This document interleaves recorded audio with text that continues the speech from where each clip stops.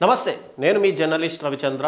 దేశవ్యాప్తంగా మరోసారి జమిలీ ఎన్నికల అంశం ఒక్కసారిగా తెరపైకి వచ్చింది. బీహార్లో ఎప్పుడైతే ఎన్డీఏ కూటమి అఖండ విజయం సాధించిందో దాని తర్వాత ఖచ్చితంగా జమిలీ ఎన్నికలకు వెళ్ళాలని చెప్పి భారతీయ జనతా పార్టీ ఇక్కడ ప్రయత్నాలు అయితే ముమ్మరం చేసింది. ఎందుకంటే ఒకవైపు మహారాష్ట్ర ఎన్నికల్లో అఖండ విజయం తర్వాత, ఇక బీహార్ ఎన్నికల్లో విజయం తర్వాత ఖచ్చితంగా ప్రజలందరూ కూడా ఎన్డీఏ కూటమి సర్కారు వైపు ఉన్నారు, ముఖ్యంగా భారతీయ జనతా పార్టీ వైపు ఉన్నారని చెప్పి ఇటు మోడీతో పాటు అమిత్ షా కూడా ప్రయత్నాలు అయితే ప్రారంభించారు. దాంట్లో భాగంగానే ఈసారి ఖచ్చితంగా జమిలీ ఎన్నికలకు వెళ్ళాలి. జమిలీ ఎన్నికలకు వెళ్ళాలంటే ఒకేసారి ఎమ్మెల్యే ఎంపీలకు సంబంధించిన ఎన్నికలు నిర్వహించాల్సి ఉంటుంది. ఎందుకు ఈ ఎన్నికలు నిర్వహించాలి అని చెప్పి భారతీయ జనతా పార్టీ ప్రయత్నిస్తుందంటే, ఒకవైపు దేశవ్యాప్తంగా ఉన్నటువంటి ఎమ్మెల్యే ఎంపీల క్యాండిడేట్లను ఒకేసారి ఎన్నికలు నిర్వహిస్తే ఇక్కడ బ్లాక్ మనీ అనేది అరికట్టవచ్చు.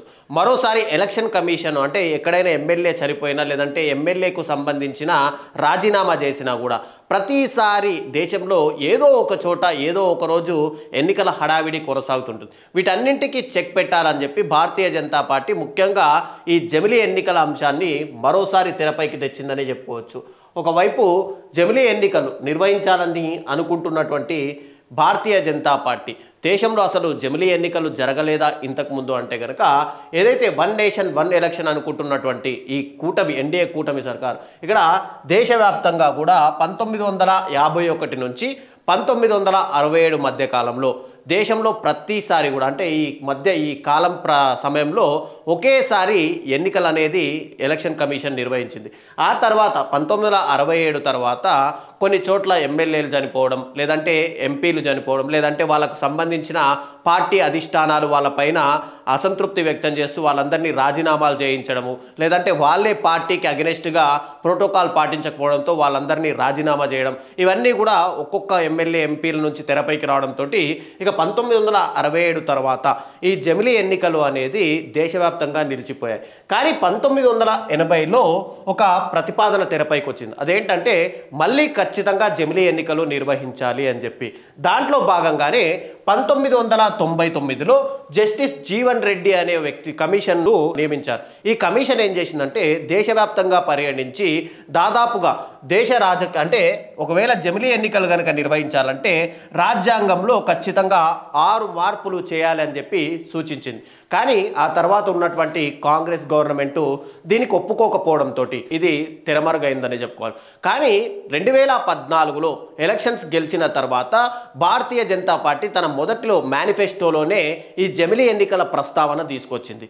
ఈ జమిలీ ఎన్నికల ప్రస్తావన తీసుకురావడంతో దేశవ్యాప్తంగా ఒకేసారి ఎన్నికలు జరుగుతాయని చెప్పి అందరూ కూడా భావించారు. 2014లో కానీ 2019 ఎన్నికల్లో భారతీయ జనతా పార్టీకి అఖండ మెజారిటీ వచ్చి అటు దేశవ్యాప్తంగా ప్రధాని నరేంద్ర మోడీ అయ్యారు.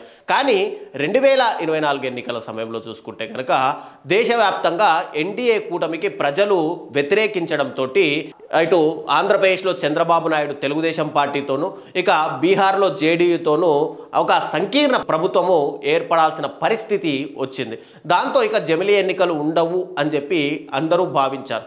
కానీ ఎన్డీఏ కూటమి ఇటు పూర్తిగా భారతీయ జనతా పార్టీ ఎలాంటి నిర్ణయాలు తీసుకుంటుందంటే, ఏదైనా సరే తమ మేనిఫెస్టోలో పెట్టడం ఒక ఎత్తు అయితే, మేనిఫెస్టోలో పెట్టిన దాన్ని రాత్రికి రాత్రి అమలు చేయడం భారతీయ జనతా పార్టీ మొదటి లక్ష్యంగా చెప్పుకోవచ్చు.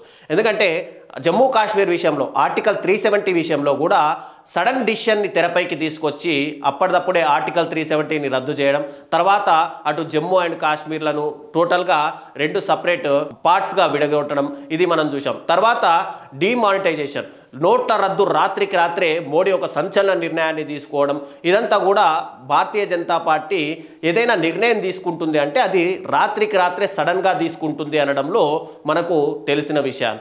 ఇప్పుడు జమిలీ ఎన్నికలు కూడా చూసుకుంటే కనుక సడన్గా జమిలీ ఎన్నికలు నిర్వహించాలని చెప్పి భారతీయ జనతా పార్టీ ఒక నిర్ణయం తీసుకునే అవకాశాలు ఉన్నట్టయితే మనకు సమాచారం అయితే అందుతుంది.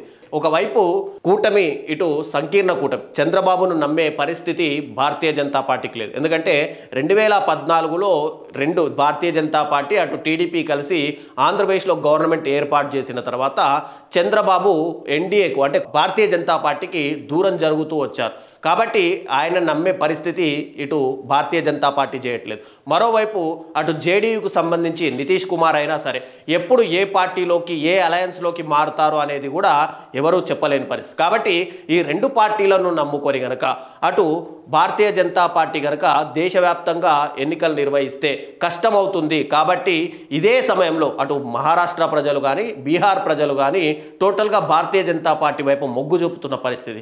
కాబట్టి ఇక్కడ 2027లో జనగణన నిర్వహించి ఆ జనగణన నిర్వహించిన తర్వాత 2027 నుంచి 2028 మధ్య కాలంలో దేశవ్యాప్తంగా జనగణన పూర్తవుతుంది. ఆ తర్వాత నియోజకవర్గాల పునర్విభజన ఏర్పాటు చేసి నియోజకవర్గాల పునర్విభజన జరిగిన వెంటనే ఇమ్మీడియట్గా జమిలీ ఎన్నికలకు వెళ్ళాలని చెప్పి ఇక్కడ ప్రయత్నాలు చేస్తుంది. ఇందులో భాగంగా మరొక అంశం కూడా తెరపైకి వచ్చింది. ఏంటంటే ఈసారి జరగబోయేటువంటి పార్లమెంటు అసెంబ్లీ ఎన్నికలు పోలెట్ అంటే ఈవీఎంలు ఆల్రెడీ ప్రజలందరూ కూడా అంటే ఇంతకుముందు కాంగ్రెస్ పార్టీ వ్యతిరేకిస్తూ వచ్చింది, తర్వాత వివిధ లోకల్ పార్టీలు దేశవ్యాప్తంగా వ్యతిరేకిస్తూ వచ్చాయి. కాబట్టి ఇప్పుడు ఈవీఎంలు కాకుండా ఒకవేళ పోస్టల్ బ్యాలెట్ విధానంలో వెళ్ళాలి అని చెప్పి ప్రయత్నిస్తున్నట్టు కూడా తెలుస్తుంది. ఎందుకంటే అటు నాయకులు లోకల్ పార్టీ లీడర్లతో పాటు ఇప్పుడు ప్రజలు కూడా ఒకే అనుమానం వ్యక్తం చేస్తున్నారు. ఎందుకంటే మేము ఓట్లు వేసింది ఒక పార్టీకి అయితే ఇక్కడ గెలుస్తున్నది మరొక పార్టీ. కాబట్టి ఈ ఈవీఎం అనేది ఎలక్షన్ కమిషన్ అనేది భారతీయ జనతా పార్టీకి అనుకూలంగా పనిచేస్తుంది అని చెప్పి దేశవ్యాప్తంగా ఒక చర్చ మొదలైంది. కాబట్టి భారతీయ జనతా పార్టీని తక్కువ చేసి చూడడానికి లేదు, వాళ్ళు గెలుస్తుండొచ్చు. కాకపోతే ఈవీఎంల ద్వారా అంటే ఎలక్షన్ కమిషన్ కూడా ఎంతో కొంత ఇటు భారతీయ జనతా పార్టీ గెలుపుకు తోడ్పడుతుంది అని చెప్పి ఒక రూమర్ అనుకోవచ్చు, లేదంటే ఒక టాక్ కూడా దేశవ్యాప్తంగా వినిపిస్తుంది.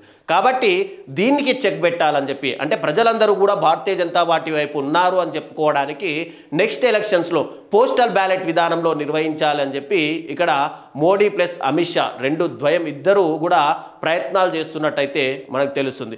ఇప్పటికే రామ్నాథ్ కోవింద్ కమిటీని ఒకటి నిర్వహించడం, ఆ రామ్నాథ్ కోవింద్ కమిటీ కూడా అంటే రాజ్యాంగంలో ఎన్ని మార్పులు చేయాలనే విషయంలో ఒక నివేదిక కూడా సమర్పించింది. దీన్ని పార్లమెంట్లో పెట్టడం, పార్లమెంట్లో దాదాపుగా చర్చలు నడవడం అంతా కూడా జరిగిపోయింది. ఒక గెజెట్ కూడా తీసుకొచ్చారు. కాబట్టి త్వరలోనే ఇక్కడ భారతీయ జనతా పార్టీ ఇక్కడ చంద్రబాబుని కానీ నితీష్ కుమార్ని కూడా నమ్ముకోకుండా జమిలీ ఎన్నికలకు గనక వెళ్తే దేశవ్యాప్తంగా ఒకేసారి ఈ డబ్బు ఆదా అవ్వడం, ఎలక్షన్ కమిషన్ మీద ఉన్నటువంటి నిందలు పోవడం, మరోవైపు భారతీయ జనతా పార్టీ మోడీ అధ్యక్షతన కనుక వెళ్తే ఈసారి ఖచ్చితంగా మరోసారి గెలిచే అవకాశాలు ఉన్నాయని చెప్పి ప్రయత్నాలు అయితే చేస్తుంది.